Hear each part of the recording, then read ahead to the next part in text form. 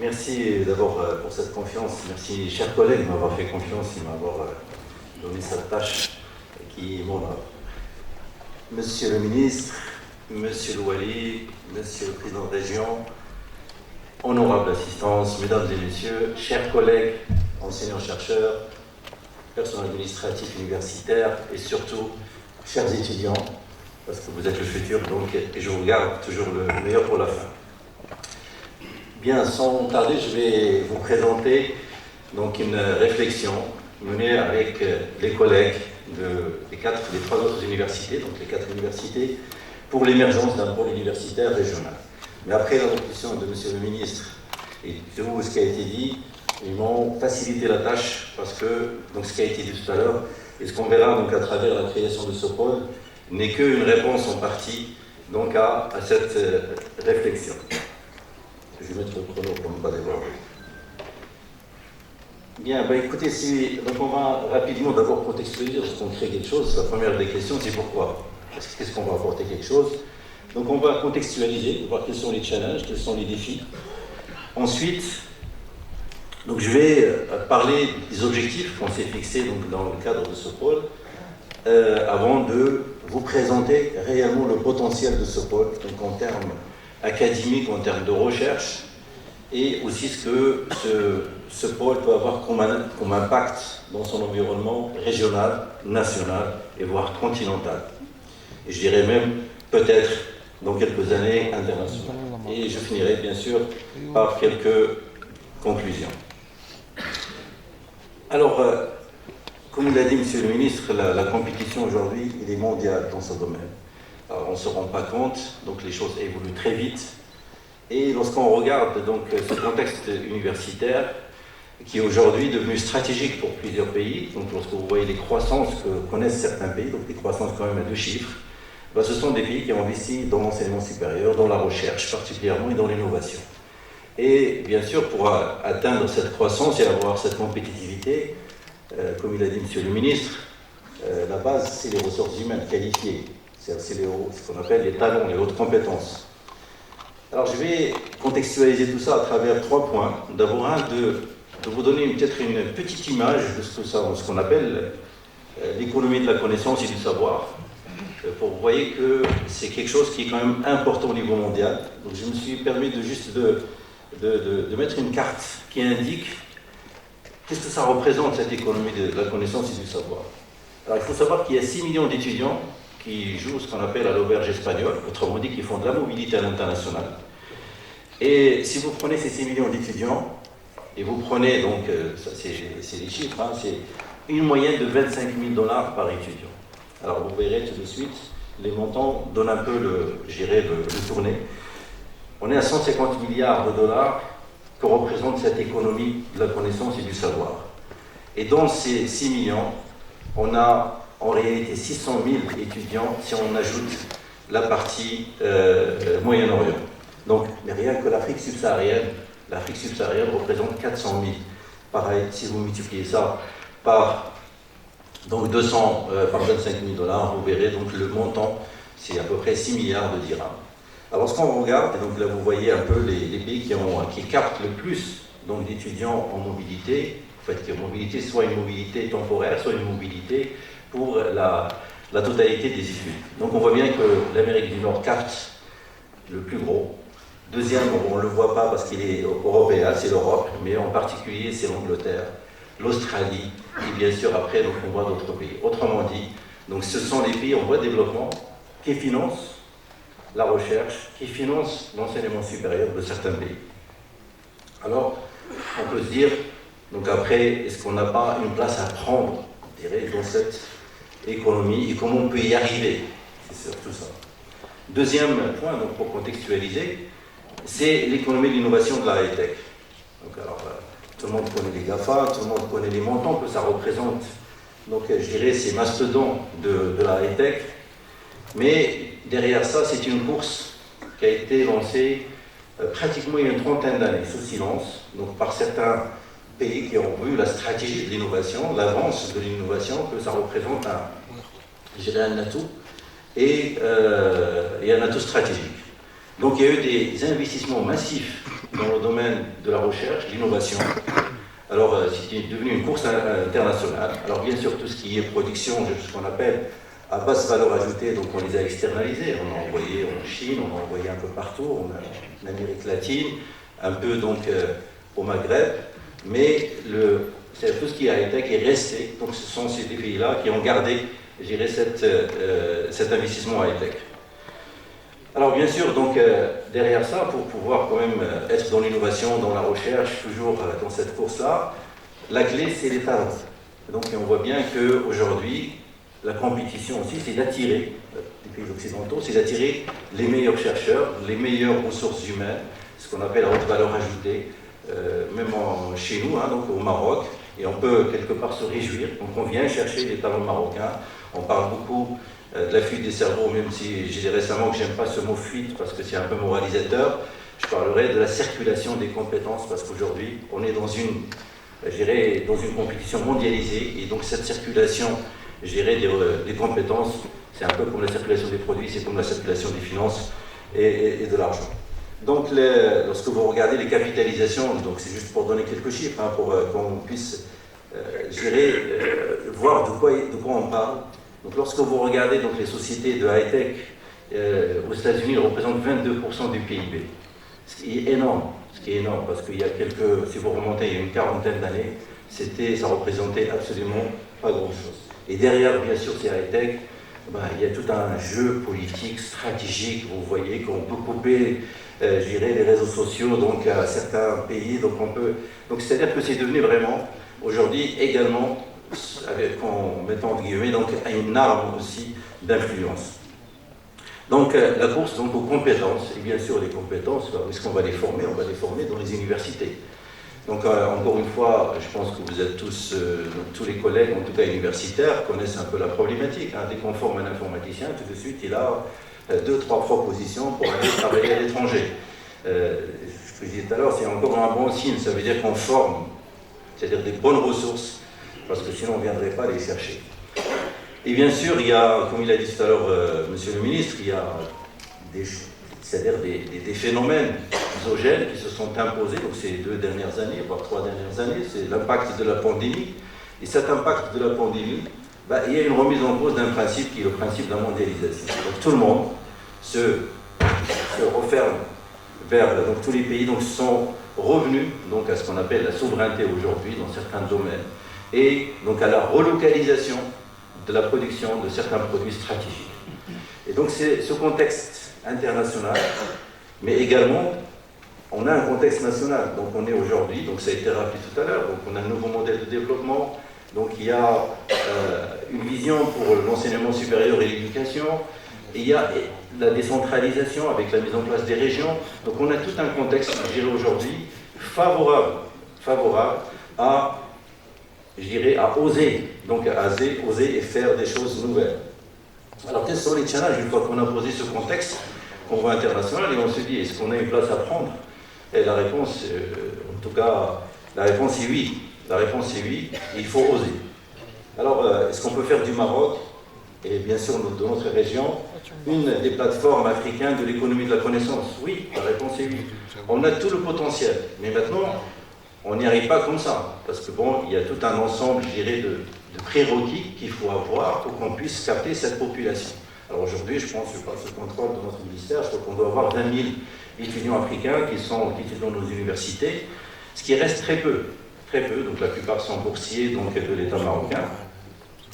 Mais pour capter donc une autre population, donc, celle des 400 000 qui partent en Angleterre, qui partent aux États-Unis et qui partent donc, dans les pays occidentaux, il faut qu'on développe des offres de formation donc aux standards internationaux. Et qui dit standards internationaux, ça veut dire que c'est des accréditations internationales et des certifications internationales. Et il faut attirer donc un corps professoral, bien sûr local. Le premier, c'est notre corps enseignant marocain, mais également d'attirer donc un corps professoral international et en particulier la diaspora. Et je pense qu'il y a aussi donc une carte à jouer donc avec cette diaspora. Moyennant, bien sûr, tout un ensemble, je dirais, d'offres qu'il faut mettre en place et bien sûr capter une partie de ces étudiants internationaux, d'ailleurs pas qu'africains, parce qu'on commence à voir dans certaines universités un phénomène, mais bon, qui est encore très timide. Hein, c'est pas... On commence à avoir des étudiants européens qui viennent candidater dans nos universités, ce qui est un bon signe. Ça veut dire qu'on commence à être visible, ça veut dire qu'il y a... Donc la réponse, est-ce qu'on peut? Oui, on peut. D'accord? Il y a des choses à faire. Donc faire aussi du Maroc, et bien sûr de notre région, une place high-tech, continentale, voire internationale. Est-ce que c'est possible? Oui. La preuve, c'est que d'abord, la base, c'est les ressources humaines. Nos ressources humaines, on les prend et on les emmène ailleurs, donc pour développer de la high-tech ailleurs. Donc on peut capter donc, déjà nos ressources propres, et je pense qu'on peut avoir une offre. Alors bien sûr, il faut d'abord, la plupart des grandes sociétés de la high-tech, la première des choses qu'ils regardent lorsqu'ils veulent s'externaliser ou sous-traiter, c'est est-ce que vous avez des ressources humaines qualifiées, etc. Et bien sûr, derrière ça, bon, il y a tout le package fiscal, etc. Mais ça, c'est pas dans notre ressort. Donc, pour y arriver, il faut soutenir et investir massivement, et je dis massivement, dans la recherche et l'innovation. Et ça, bien sûr, moyennant donc, tous les partenaires donc, de l'enseignement supérieur, disposer de plateformes technologiques de haut niveau, développer une offre à destination des grands groupes internationaux. Autrement dit, lorsqu'on a des plateformes, lorsqu'on a de la ressource, on peut aller démarcher. Et on sait faire. C'est ça les challenges et les défis. Alors, c'est dans cette perspective, bien sûr, donc dans ce contexte qu'on a dressé, mais vraiment rapidement, pour vous donner juste pour esquisser, c'est ce qu'on a dit, bon, on peut oser, on peut lancer donc un pôle régional universitaire, et lorsqu'on va vous montrer les chiffres, on va dire c'est évident qu'il faut le faire. Donc, avec les collègues, alors, quels sont les objectifs de ce pôle? Alors, bien sûr, c'est de répondre à tout ce qu'on a dit tout à l'heure, c'est-à-dire comment on peut se positionner. C'est disposer de masse critique donc, en termes d'enseignants-chercheurs. C'est donc positionner donc, la région RSK donc, en tant que leader universitaire continental. Et on verra déjà aujourd'hui, lorsqu'on regroupe les 4 universités, en termes de publication, en termes d'enseignants-chercheurs, en termes d'étudiants, ça devient déjà, je dirais, si on prend une carte avec des voyants, on verra qu'il y a un gros voyant qui s'allume donc, dans notre région.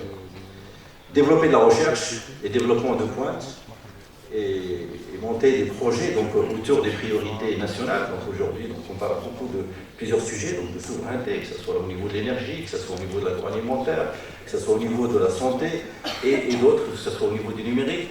Donc je pense que c'est là aussi, il faut être, j'irai dans cette stratégie de développement de ce pôle, c'est aussi d'accompagner donc une stratégie nationale, tout en ayant cette perspective de devenir un hub international. Alors bien sûr, la mutualisation des infrastructures, attirer donc des talents de chercheurs et étudiants, encore une fois, bien sûr, nos talents, parce que je pense qu'on en a, et c'est certain, mais aussi d'attirer donc des talents internationaux. C'est très bénéfique lorsqu'il y a de la diversité, lorsqu'il y a de la mixité, et en même temps, je disais tout à l'heure, je parlais des grands pays qui attirent les étudiants internationaux, ce n'est pas uniquement économique. Bien sûr, il y a le côté économique, j'ai donné tout à l'heure les chiffres, mais il y a aussi, on constitue un réseau d'influence. C'est-à-dire que ces pays donc, ils ont des ambassadeurs donc les pays où ces jeunes ont été, d'où ils sont originaires. Il y a des anecdotes de lobby des diasporas dans certains pays. Il y a une histoire donc, avec le Pakistan qui est allé attaquer une partie de l'Inde, et donc il espérait que les Américains ils allaient intervenir, mais le lobby indien aux États-Unis donc, a pratiquement lobbyé pour que les Américains ne soutiennent pas les Pakistanais. Donc il y a plein d'histoires comme ça. Au-delà du côté économique, il y a aussi tout un impact indirect qui est le réseau d'influence. Alors je peux citer plein de points, il y a une dizaine de points. Donc on peut passer en revue un par un et justifier pourquoi chacun de ces points. Alors, j'ai dit, bon, pour planter le décor, je remercie les collègues parce qu'ils ont fait un travail vraiment formidable, c'est de pouvoir, j'irais, synthétiser, agréger donc, les données. Alors on est à peu près à 190 000 étudiants dans la région, on va dire à peu près 200 000. Alors pour nos responsables, je vais dire multiplier 200 000 par 20 000 dirhams, c'est-à-dire c'est en général ce que dépense un étudiant dans l'année. Alors si vous multipliez donc, vous allez être à 4 milliards de dirhams qu'injectent ces étudiants-là dans l'économie locale. 4 milliards. Alors si je prends rien que ce qui revient comme un point direct, je veux dire restituer juste un petit peu donc, aux universités, et je pense qu'on aura de quoi faire donc, les plateformes de recherche. Si vous rajoutez à ça donc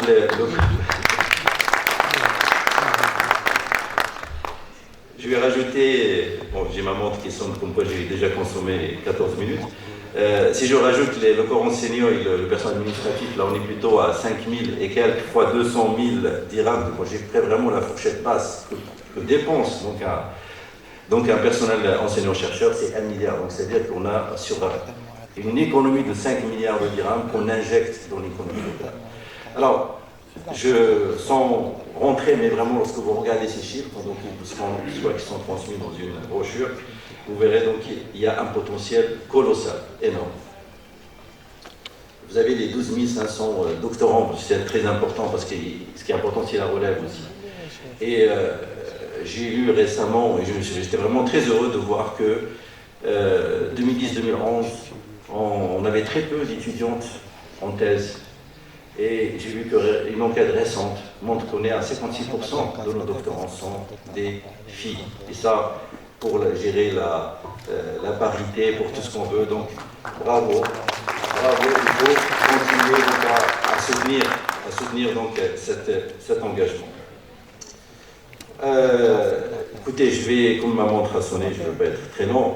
En termes de positionnement au niveau de la recherche, et monsieur le ministre en a parlé tout à l'heure, lorsqu'on regarde des publications, lorsqu'on parle de, bon, je sais que ça ne parlera pas à tout le monde, mais lorsqu'on parle de publications Scopus, Web of Science, etc., ça veut dire que ce sont des publications qui sont indexées, qui sont reconnues à l'international. Lorsqu'on est à 3100 publications, c'est énorme. Lorsqu'on veut voir certains critères de classement, on dit qu'il faut avoir 1000 publications sur les 5 dernières années. On est à 3100 par année. Donc vous vous rendez compte, donc si ce pôle, donc former ce pôle, on fait un saut dans les classements et on devient visible à l'international. Et si on devient visible à l'international, on attire les étudiants, on attire les entreprises et on attire donc les investisseurs. Un point important en bas à droite, c'est les brevets. On est la première région africaine, je ne parle même pas marocaine, africaine, en termes d'innovation, en termes de dépôt de brevets. Donc, il y a une carte à jouer donc, sur les brevets, sur l'innovation. Une carte à jouer comment? C'est financer, trouver des financements pour accompagner les enseignants-chercheurs et les étudiants qui veulent entreprendre, créer des start-up. Il ne faut pas avoir peur que certaines start-up ne vont pas marcher. C'est la normale. Lorsque vous avez une start-up qui marche, c'est-à-dire que vous avez le financement, vous récupérez le financement de 100 qui n'ont pas marché. Donc, il faut oser donc, sur le financement et d'accompagner, parce que c'est une mine de richesse, donc ces brevets qui sont déposés donc, par les collèges et par nos étudiants. Même si une start-up ne marche pas, c'est toujours bénéfique. On en tire des choses positives, parce qu'un étudiant ou un collègue qui a entrepris, qui a essayé de monter sa start-up qui n'a pas marché, il a appris, il va apporter des choses. Déjà pendant la période, si c'est un étudiant, pendant la période où il va faire sa start-up, déjà il n'est pas inscrit au chômage. Donc il est en train de travailler sur sa start-up. Donc on peut continuer là-dessus. Concernant le financement de la start-up, les start-up, il y a une chose qu'on ne fait pas au Maroc, c'est ce qu'on appelle l'offset. Lorsqu'on a des grosses entreprises qui viennent, que ce soit pour le TGV, que ce soit pour l'aéronautique, la moindre des choses, c'est de récupérer, c'est ce qu'on appelle l'offset, c'est une partie donc, du contrat et le réinvestit localement. Soit dans l'enseignement, soit dans la recherche, soit dans le social. Et ça, il faut c'est-à-dire, c'est un atout, et ça peut être vraiment un levier financier, notamment pour donc, cette partie recherche, innovation, et pour les universités, surtout si on veut faire de ce pôle régional, donc un pôle continental, et pourquoi pas un jour international. Vous voyez en bas tous les classements dans lesquels on figure. Et je vous dis, c'est très honorable, c'est plus qu'honorable. Et bien sûr, on a d'autres ambitions, c'est de rentrer dans les classements Shanghai à très haut niveau, etc. Et on peut y arriver donc avec cette structuration. Bon, je ne vais pas, parce que bon, là vous avez tous les chiffres en pourcentage, ce qu'on représente au niveau national, et je pense que l'enjeu n'est pas, c'est pas une compétition entre les régions marocaines, c'est plutôt la compétition internationale. Il faut voir comment on peut faire de ce pôle et d'autres pôles régionaux, donc des pôles au moins continentaux.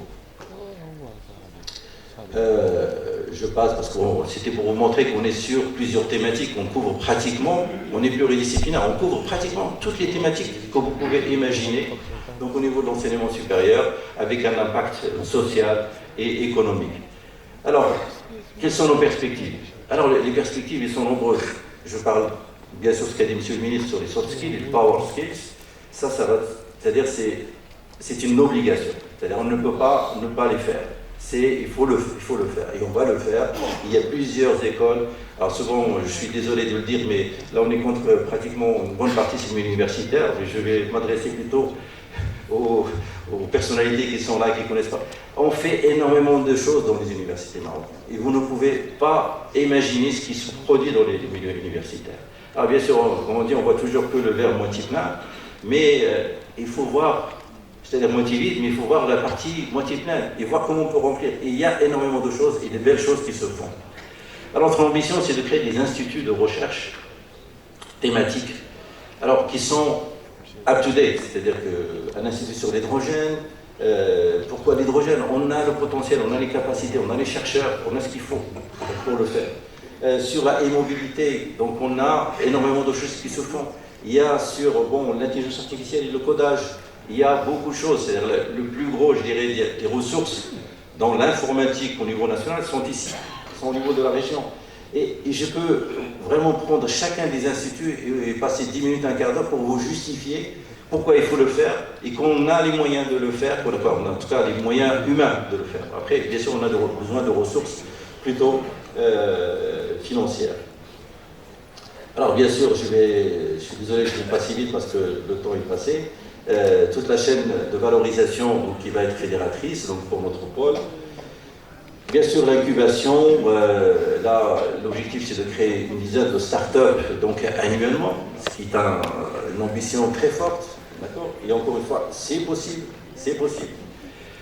Alors bien sûr, dès qu'on dit qu'on crée des choses, qu'il y ait la gouvernance, qu'il y ait le financement, la gouvernance, on va d'abord élaborer une charte de fonctionnement entre nous, et bien sûr, on verra après sur la structuration juridique. Ça, ce sont des discussions qu'on doit avoir avec notre ministère, qu'on doit avoir avec l'ensemble des parties prenantes, pour voir quelle forme on va donner donc à cette structure. La mise en place d'un fonds pour les projets, et c'est là où on a besoin, bien sûr, de toute la partie prenante pour injecter de l'argent dans ce fonds-là, pour soutenir les activités de recherche, la recherche, les bourses aussi, les bourses pour les thèses, les bourses mais plus conséquentes. On ne peut pas demander à quelqu'un de faire une thèse en lui disant merci. Non, il faut donner des bourses conséquentes. Et chaque étudiant en thèse doit être financé si on veut être vraiment dans les standards internationaux. Et bien sûr, les levées de fonds, et je parlais tout à l'heure de l'offset, ce qui peut être aussi donc, un moyen de...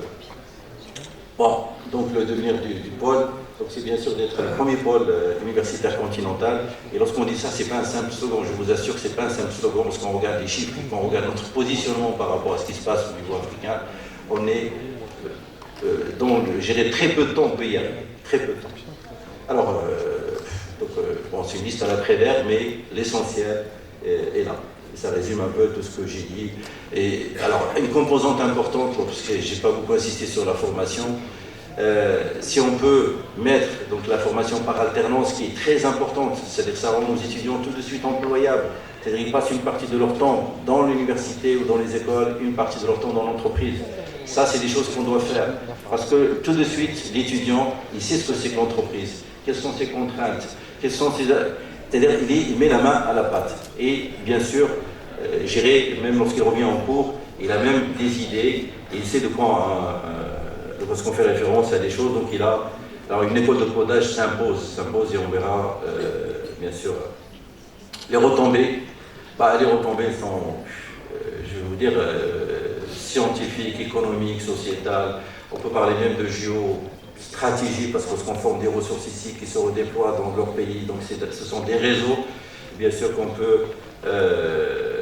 donc bien sûr, avec lesquels on peut travailler. Je termine là en disant il y a un second important qui est Osons le Maroc. Osons.